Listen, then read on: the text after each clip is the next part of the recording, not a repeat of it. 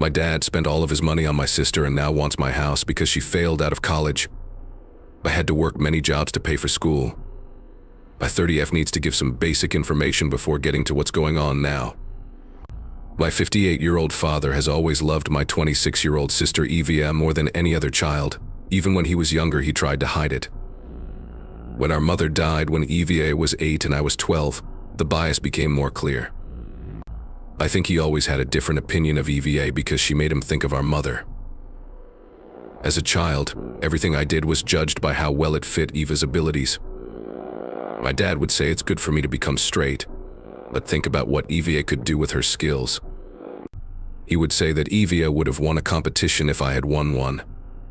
The focus was always on Evia's made-up achievements instead of my real ones. I got used to this situation and focused on my schoolwork so that one day my dad would be proud of how well I did in school. After finishing from high school with a 4.0 GPA, I was accepted to a number of well-known colleges, including my dream school. I was so happy that I finally felt like all my hard work had paid off. At that point, everything fell apart. I was sitting at our kitchen table with acceptance letters all around me when my dad dropped the bomb. Dad said he had been saving for college even though he could only send one of us to college. He chose EVA because she was more driven and wanted to study abroad, so she would be the one. I tried to talk sense into him. I gave him my grants, which will help pay for some of my schooling. I promised I would work part-time to help pay for school. I even suggested that instead of going to expensive private schools, we both go to public ones. But he pushed back on all ideas. He was sure that EVA would study in London. EVA has always dreamed of studying abroad, he stated. You're more realistic, you can work here and take some classes at the community college if you want to. Eva needs this chance more than you do. When I started to cry, he told me to stop being so upset and think about what was best for the family. It broke my heart. Even though I worked hard and did everything right, it didn't matter. My mom's sister, my aunt, was furious when she heard about it and offered to help, but she was also having money problems because she had just gone through a divorce. I appreciated the mental support she gave me, but she couldn't pay for my school. I was determined to finish school. I went to community college evening classes and got a full-time job at the food store in my neighborhood. When I worked as a server on the weekends, I studied during my lunch breaks. I sometimes fell asleep on my studies because I was so tired, but I kept going. At this time, my dad was very focused on Eva's future. He paid for teachers, expensive SAT prep classes, and even sent her to summer camps abroad to get her ready for London. I was trying to balance work and school while living off of energy drinks and ramen noodles. It took me 6 years to finish my computer science degree. I slowly earned points by taking classes when I could afford them. While EVA was getting ready for her big trip to London, my dad was too busy to come to any of my classes or the graduation program. With almost all of his money, my dad paid for EVA to go to school when she turned 18. He took out loans, cashed out his retirement savings, and refinanced the house. Everyone told him he wasn't being careful with his money, but he didn't listen. He argued that EVA was special and should get the best schooling possible. After college, I focused on my work and moved up in the IT field. After living cheaply and saving a lot of money, I finally bought my own house last year. Even though it's not a fancy house, I paid a lot of money for it, and now I own it. I was doing all of these things while my dad talked to everyone about how well his younger daughter was doing in school in London. Eva showed up at our dad's house out of the blue last month. She said she needed time to get to know herself better, and that she had to drop out of college because of mental health issues. But I found out the truth when I read her old roommate's texts and looked at her social media. Evia had been out all the time, gotten into problems, and failed all 4 years of school. It was really asked of her to leave the school because of her bad grades and bad behavior at student events. Yesterday, my dad and EVA showed up at my house out of the blue. At first, they asked if EVA could live with me because I had an extra space. My dad told me I should give EVA my house because she needs structure to get better, but I said no. He said, I'm doing well at my job, so it wouldn't be hard for me to buy another house. Help is needed for EVA to get back on her feet. I couldn't believe what I was hearing. The man who wouldn't help me with college was now asking me to give my house to his golden kid, who had wasted hundreds of thousands of pounds on parties in London. He got angry when I laughed out loud. I was being selfish, he told me, and as the bigger sister, it was my job to help Eva. Eva just stood there crying and telling her family how hard her life has been and how much they need to help her. I told both of them how hard college was for me when my dad wasn't there to help me. I made it clear that EVA was the only one to blame for her present situation. Then my dad said out loud that my mom would have liked it if I helped my sister. I lost it at that point. Both of them were told to leave my house and never come back. When I told my dad that he couldn't control me by using my mom's memories, I pointed out that he hadn't given either of his daughters the equal support she would have wanted. I've had a lot of calls and texts from them since then. Most of our family members are helping them out because my dad invited our whole family, saying I should help my sister because family comes first. My aunt is the only person who gets and agrees with my choice. Even though I have blocked their lines, they keep trying to get in touch with me through other family members. I'm not going to give up, but it's getting old when my family keeps making me feel guilty. Some of them say I'm getting back at Eva because I'm angry about the past. These people don't understand that this isn't about getting even, it's about refusing to support their rude behavior. I'm aware that I'm not wrong. Nevertheless, I'm getting tired of how my family keeps playing with my feelings. But I'm still not going to let EVA move in or give up my house. I worked too hard to get what I have, so I can't just give it to someone who has never worked for anything. 1. A lot has happened in the 2 weeks since my last post, and it's not good. Things are even worse now than I thought they would be. I was furious when I found out that my dad had actually talked to a lot of lawyers about forcing me to give EVE my house. This was told to me by my cousin, who works at one of the law firms he went to. My cousin says that my dad spent 2 days going to different law firms to try to find someone who could help him look out for his younger daughter's best interests. According to reports, he tried to make the case that as our father, he had the right to decide how to split his children's things. All of his lawyers told him that his claim was ludicrous and couldn't be supported by the evidence. However, I'm sick to my stomach because he even tried this and spent days looking for ways to get my house back from me. My aunt, who is the sister of my mom, has been there for me through this whole thing. She decided to look into it more after hearing about my dad's court trips, and what she found shocked her. It turns out that my dad took out a mortgage on his house to pay for EVA to go to school in London. To keep up Eva's lavish lifestyle abroad, he did more than just spend his own money. He maxed out his credit cards, took out many loans, and even stole money from family members. He has a lot of debt right now. Most of his retirement income goes towards his monthly mortgage payments, and credit card companies are calling him to remind him to make payments. Due to this, they are really eager to take control of my home. To get out of their financial mess, they need something they can sell or borrow against, so they're not just looking for a house for EVA to live in. But EVA has been very busy. Everyone in our family knows she's been telling lies about me. It's crazy for her to say that I promised her half of my house years ago. I'm said to have told her, as sisters do, that I would keep half of the land for her. She even says I made this promise in front of other family members at her goodbye party. This is not at all true. First, I had 2 jobs at the time, so I wasn't even at her party to say goodbye. Second, I hadn't even bought the house yet because I was still saving money for it. Some family members, though, have caught on to this lie and have been calling me non-stop, putting pressure on me to keep my word. Uncle, who is my dad's brother, even sent me a long email telling me I was hurting family trust and that sisterly promises were holy. Eva's actions when I finally told her she was lying about this made me realize how spoiled she had become. She told him that she had kept the promise while she was crying. But instead of saying sorry, she tried to explain what she did. I should want to help her anyway, she said, since I'm her sister and I'm fine. She said that sisters should share everything, so I did, even though I said I wouldn't. This problem got a lot worse when my dad decided to handle things himself. He showed up at my place of work yesterday out of the blue.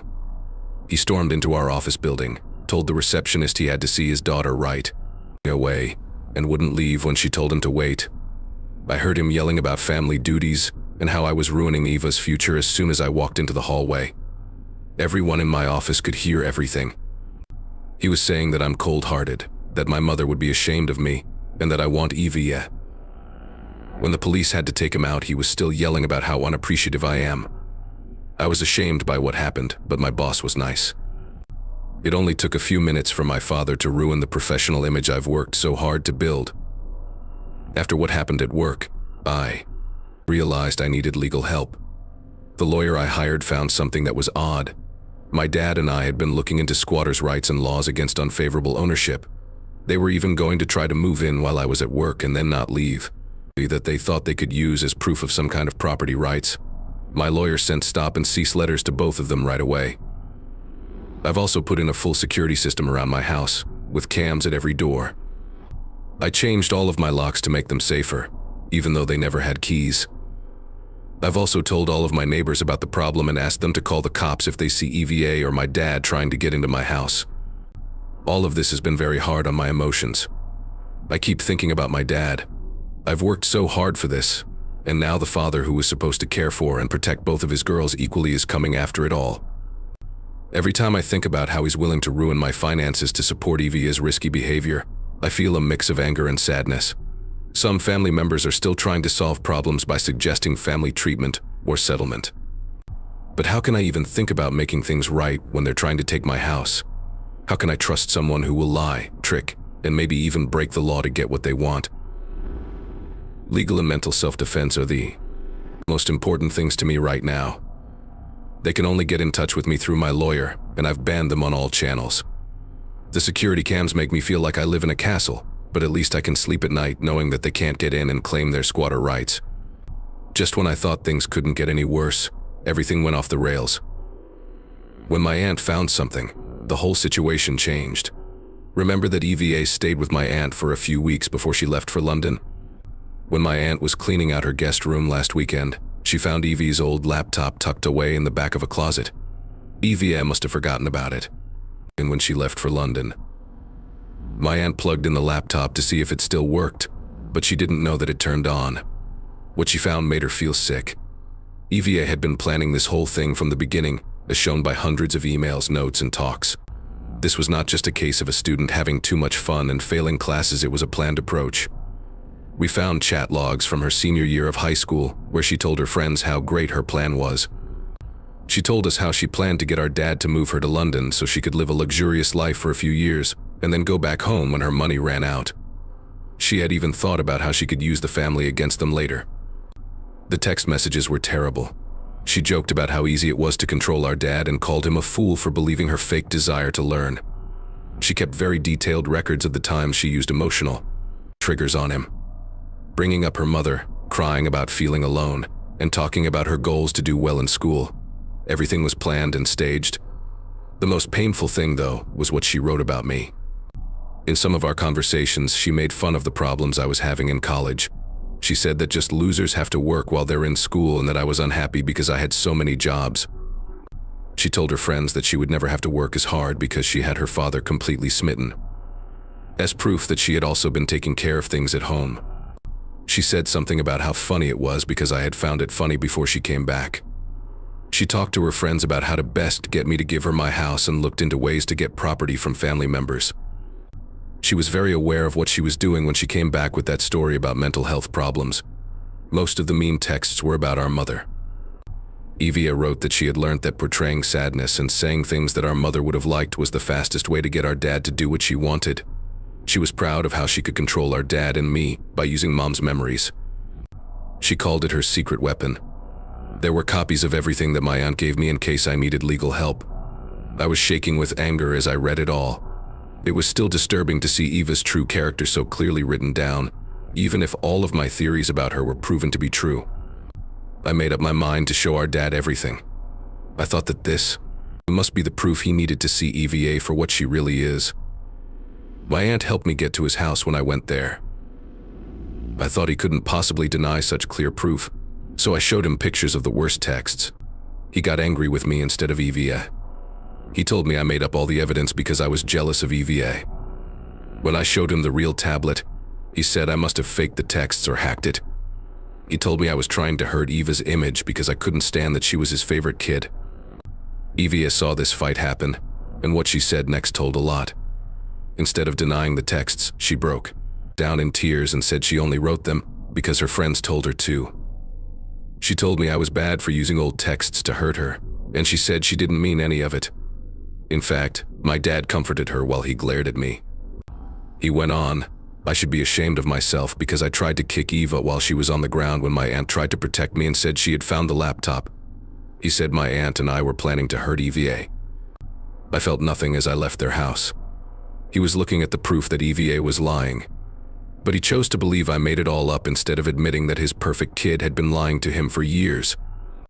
Bont tells me I should be glad because I know for sure that he will never understand why I feel this way. My lawyer now has copies of everything, just in case they try something different. I don't care what they do next, though.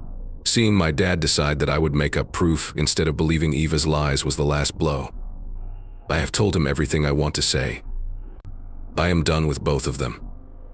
Update 3: It's been 6 months since the laptop episode, and I'm finally ready to talk about what happened. There have been many changes for the better in my life. Since I stopped talking to EVA and my dad 6 months ago, these 6 months have been the calmest of my life.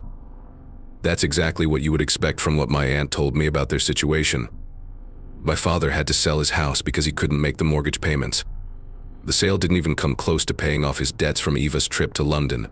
My aunt says they are having a hard time making ends meet because they rent a small 2-bedroom flat in a less popular part of town. EVA still doesn't have a job. It looks like she's been going to job interviews, but she won't take any job that she thinks is below her skill level. I find it funny that someone who doesn't have a degree would be picky about their job. When they asked for proof of graduation, her plan to get several jobs by saying she had a degree from London didn't work out. The way the family works has changed in an interesting way. When my dad started asking them for money, most of my family at first agreed with him. Several family members heard about his need for short-term help to get EVA back on her feet.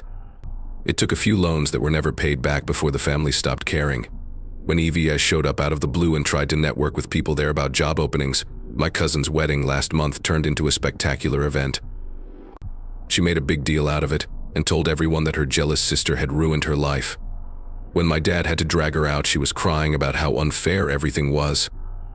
That experience changed the way the family saw the real problem. Some family members are still pressuring me to help them. My uncle called me last week and asked if I could help them pay their rent by loaning them money. I blocked his number. Another aunt told me that I could at least help EVA get a job at my company. I told her no, saying that suggesting someone who lied about their schooling would not hurt my professional reputation. I have a new phone number and live in a different part of the city. The only people I talk to are my aunt and 2 cousins, who have proven they can be trusted and won't share my personal information. When my family found out that my dad had been thinking about whether he had any parenting rights to my stuff, my lawyer helped me put more legal protections around my things. He can't take risks, but I will. The house they really wanted so badly? I built a home office and redone the whole place. I sometimes think about how EVA planned to live here. It makes me value everything I've worked for even more. I've also been teaching young people about technology as they work towards their careers. Giving help to people who really want to reach their goals makes you feel great. My dad wrote to my work address last month because that's the only one he still has. There were lots of the usual guilt trips about family duties and how he would never understand why I left them. There was no answer, so I tore it to pieces. It's enough for me to try to explain myself to people who didn't want to hear it. The peace I've found by cutting them off has made all the family fights worth it. Yes, the way things turned out does make me sad sometimes, but I always tell myself that I chose my own path and they chose theirs. I don't want bad family members to take away everything I've worked hard for. Some people might think that not touching someone is cruel, but I've learned that there are times when it's the best thing to do. I'm okay with the choice I made and no longer upset. Living my life the way I want has made me happier than ever, and my house has become my safe place.